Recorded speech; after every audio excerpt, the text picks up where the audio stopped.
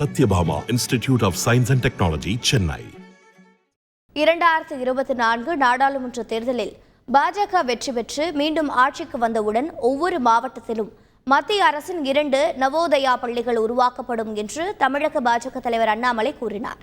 விழுப்புரம் மாவட்டம் மயிலத்தில் நடைபெற்ற என் மண் என் மக்கள் யாத்திரைக்கு பிறகு கூட்டேரிப்பட்டில் நடைபெற்ற பொதுக்கூட்டத்தில் அவர் கலந்து கொண்டு பேசினார். அப்போது நாடாளுமன்ற தேர்தலில் பாஜக வெற்றி பெற்று மீண்டும் ஆட்சிக்கு வந்தால் ஒரு மாவட்டத்திற்கு 2 நவோதயா பள்ளிகள் திறக்கப்படும் என்றார்.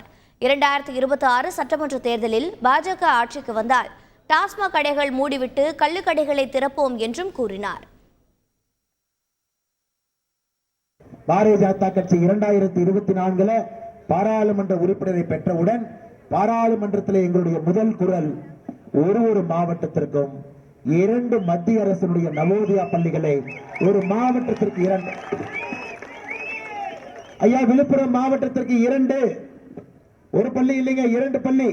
எப்படி 2024 நீங்க மோடி ஐயாவை ஆட்சி கட்டளை அமர்த்த போகின்றீர்களோ 2026 அதே நம்பிக்கையோடு பாரதிய ஜனதா கட்சி தமிழகத்திலே நீங்கள் ஆட்சி கட்டளை அமர்த்த போறீங்க.